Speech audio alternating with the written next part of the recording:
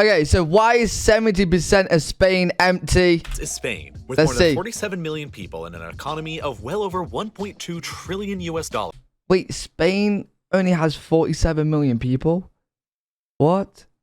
But Spain's actually a pretty decent sized With country. more than 47 million people and What an the hell? economy of well over 1.2 trillion US dollars. Spain is the world's 14th largest economy and one of the wealthiest and most developed countries in the world. The Spanish economy is only slightly smaller than Russia's, a country with only 3 times as many people and a lot more land. And despite being only a medium-sized country itself, Spain has the second highest length of high-speed rail lines of any country in the world, only lagging behind China. Not the per capita length of high-speed rail, but the overall amount of it, which is insane. It means that despite only being around the same size as just California, Spain has more than 5 times the amount of high-speed rail lines as the entirety of the United States combined has. Thus, Jesus it's Christ. incredibly easy to travel rapidly between all of Spain's most major population centers clustered around Madrid in the center and the Mediterranean and Atlantic coastlines in the south and the north.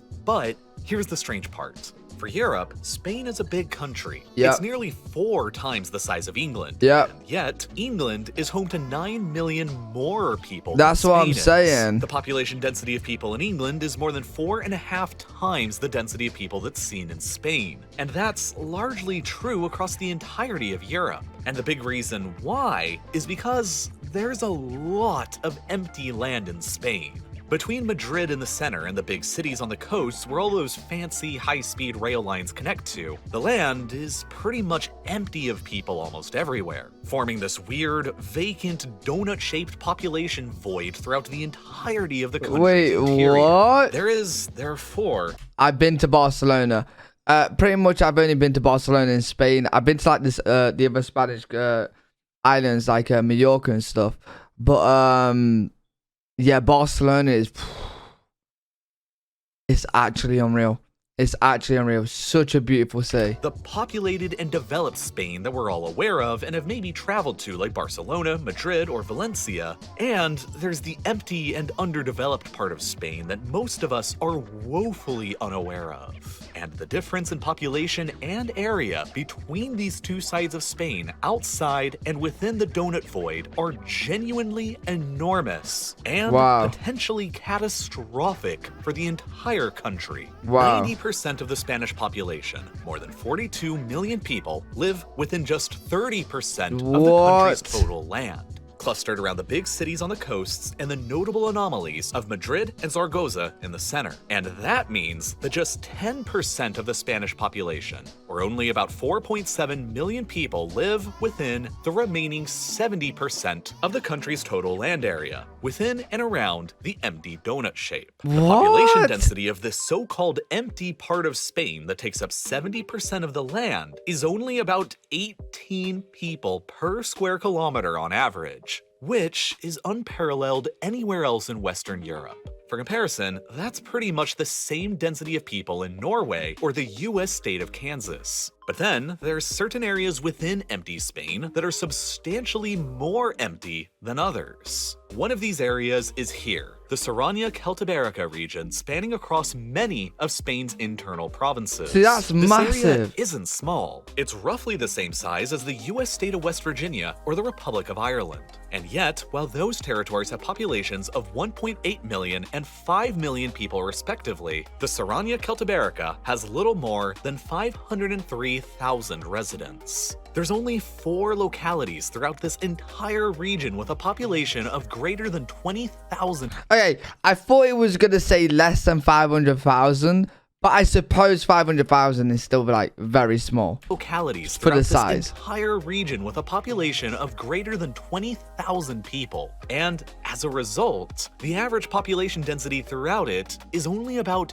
8 people per square kilometer, about on a par with the US state of New Mexico. This makes the Sarania Celtiberica the second most sparsely populated region of the entire European Union, with even fewer people per square kilometer than either European Russia or the Scottish Highlands. Wow. The only region of the EU that's more sparsely populated and remote is the northernmost region of the Scandinavian peninsula, stretching up into the Arctic Circle, Lapland, where the density is more between 2 and 5 people per square kilometer, which shockingly isn't that much less than this big region in the middle of temperate Spain, which is why some people refer to it as the Spanish Lapland. The area is so remote compared to the rest of Western Europe that for 3 out of 4... Do you know what? When I was like going through Spain, I can't remember if it was Spain or Mallorca, but either way, it's pretty much like, it's still Spain, you know what I mean? Even though Mallorca's not. I'm pretty sure I'm talking about Spain when I was like traveling to Barcelona. You would see this all the time. So like when you're on like the coach and stuff, you will see just land, and then like encaved in like land would be like a little, the way to describe it is like a little huddle, like a little island of just this, like just buildings. So it's the weirdest thing ever, because like in England, it's obviously not like that. And like you just have just so much land, right? And then all of a sudden you just come to like a little circle of just a lot of buildings and a land again. Like it's so weird. Villages and towns within it. I never thought of anything. I never thought anything of it other than like just that's just how it was. You know what I mean?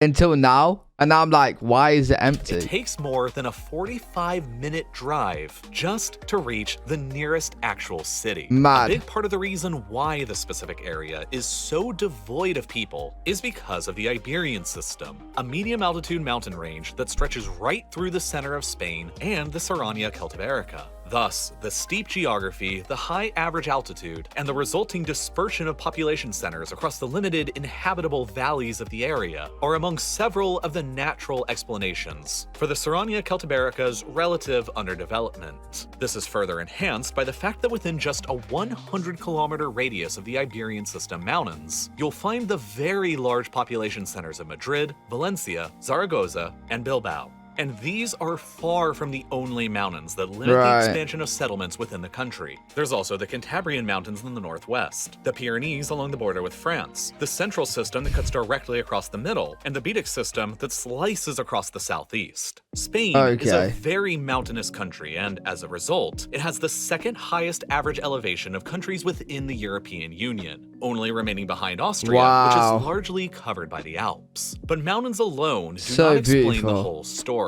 Austria and Switzerland are both far more mountainous than Spain is on average, and yet they both are substantially more densely populated on average. A lot of the further reasons why the Spanish interior is so relatively empty is because of a long history of tragedies and centralized government policies. Over the past 50 years, the rural regions of Spain have lost 28% of their populations, and the story that explains why begins back in the 1930s, with the rise to power of Francisco Franco. The Spanish Civil War was fought between the left-wing Republicans and the right-wing nationalists for 3 years between 1936 and 1939, immediately prior to the Second World War, and the violence was devastating, leaving around 500,000 people dead across the country. Franco emerged victorious and established a fascist-style dictatorship in Spain, closely connected to his Civil War-era allies of Nazi Germany and Fascist Italy, though he kept Spain officially neutral throughout World War II.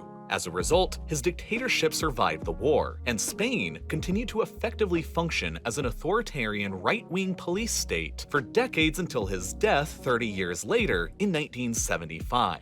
And because of that, Francoist-era Spain remained a sort of international pariah state that was relatively isolated for a long time. Spain didn't join the United Nations until 1955, and didn't join the European Economic Community, the precursor of the European Union, until 1986, decades after it was initially formed. Independent political parties and trade unions within the country during the dictatorship were banned, and the country initially pursued an economic policy of autarky, aiming to become completely self-reliant. In the aftermath of the wide-scale destruction from the Civil War, Spain's economy remained stagnant for decades. This situation generated a big exodus from Spain of people who came into conflict with the regime, or who were experiencing economic hardships, and as a result, Spain experienced decades of net emigration out of the country during the post-war era. But the real plummeting of the rural countryside began in 1959.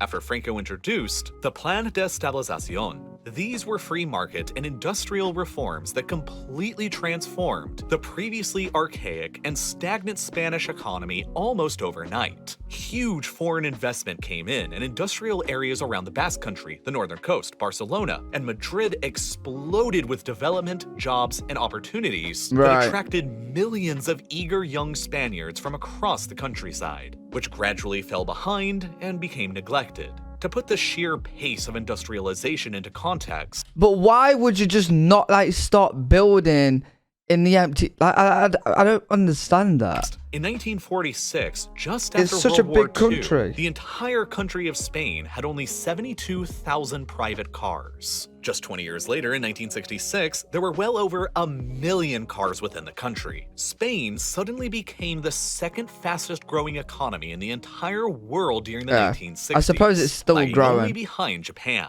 Following Franco's death and the end of authoritarianism in 1975, many of those large numbers of émigrés returned back to Spain, and mostly settled in the newly industrialized areas of the coasts or Madrid, regardless of wherever they initially had come from. And over the past 30 years since the early 1990s, Spain has experienced massive large-scale immigration from abroad for pretty much the first time ever in its history. As of today, more than 15% of the Spanish population were born abroad, the majority of whom were even born outside of Europe, largely from Spain's own former colonies across Latin America. This makes Spain the 4th most immigrated to country in Europe and the 10th most in the world. And again, the vast majority of them have settled within the limited industrialized areas where there I want to go to Spain now. I want to go on holiday. is the most opportunity. For these reasons, across the entire 20th century, from 1900 to 2000, Spain's population in total roughly doubled, despite 11 of Spain's mostly rural 50 provinces seeing an absolute decline in their overall populations. And in recent times, Spain's population is hardly growing at all. Over the last decade between 2011 and 2021, the population of the country only grew by 0.12%. What? The lowest decade of growth on record for Spain since record-keeping began between 1833 and 1840. What the fuck is going on here?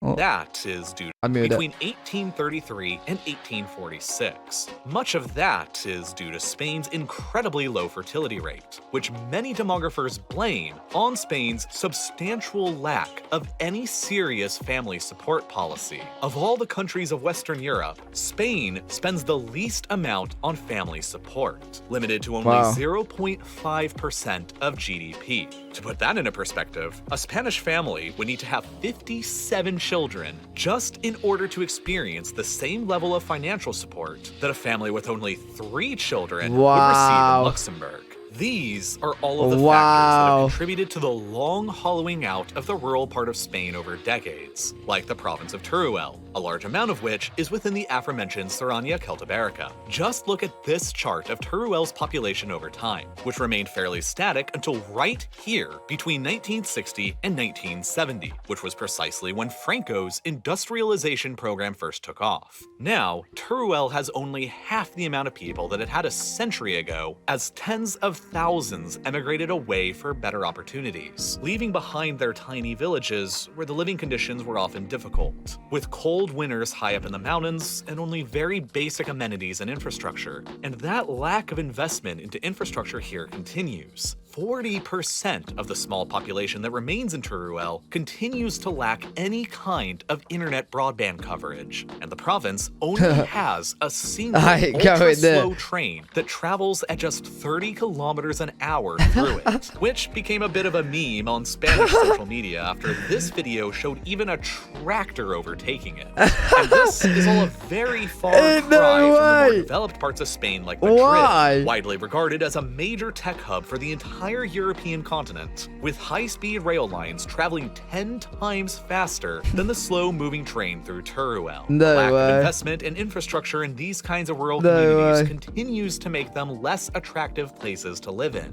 And as they become less attractive, less people live there and more move away, and the even less attractive they become for investment. It's all just a pretty vicious cycle, and the Spanish state has seemingly done very little to ever reverse the overall trend over the decades. And thus, this is how we've come to a point That's now crazy. where 90% of Spain's population lives within just 30% of the land, while the remaining scattered few of the 10% live within 70% of the land. Mad. And the only way that Spain can fix the problem in the future is inevitably going to be through increasing investments into developing the region to becoming actually attractive to live there once again. Investing intelligently is the Crazy. simple What an amazing video. I really enjoyed that one, but hopefully you guys did too. If you guys did enjoy, make sure you do leave a thumbs up. We're gaining super close to YouTube partner. We only need 800 subscribers, so if you guys could subscribe, I really appreciate it, and I'll see you guys in the next video.